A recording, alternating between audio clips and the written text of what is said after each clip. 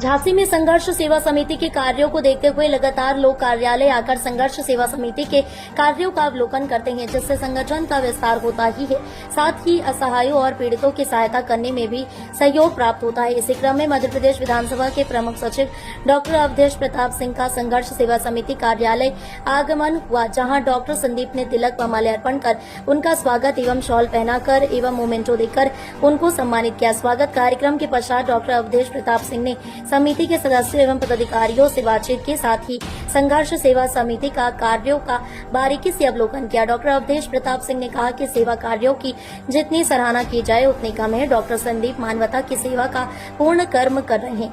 आज संघर्ष सेवा समिति की पूरी टीम से मुलाकात हुई। इस प्रकार के कार्यों को जनहित रूप से प्रोत्साहन देना चाहिए। जो कार्य प्रशासन को करना चाहिए वह कार्य डॉक्टर संदीप कर रहे हैं। समाज सेवी कार्यों के लिए डॉक्टर संदीप को कई जगह सम्मानित किया गया है। इसके लिए मैं उनका अभिनंदन करता हूं और आशा करता हूं कि डॉक्टर संदीप इसी तरह अपने सेवा कार्यों को आगे बढ़ते रहें।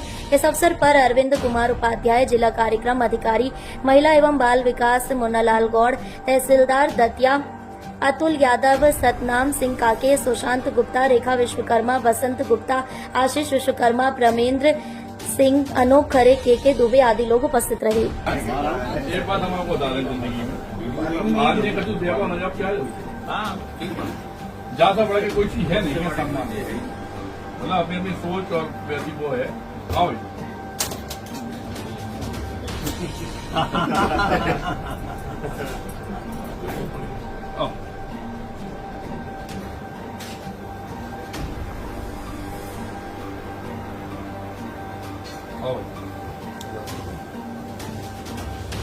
आपकी मेरे ऊपर तो वैसे तैयार है।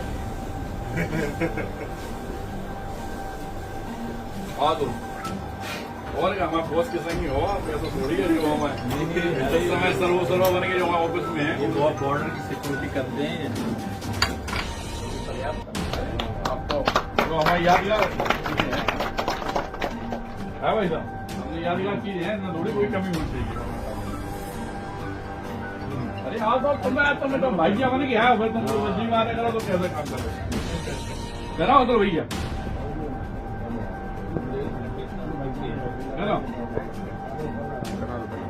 लोग पहना देगा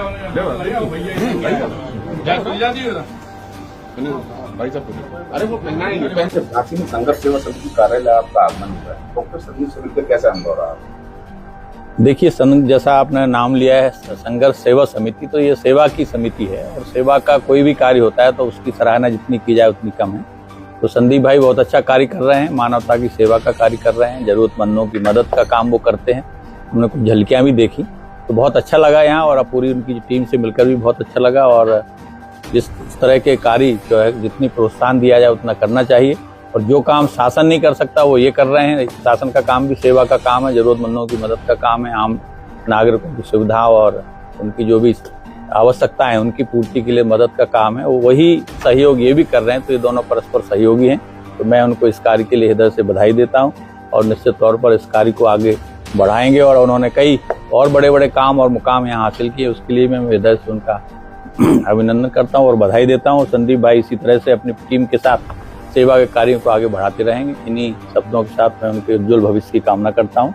धन्यवाद।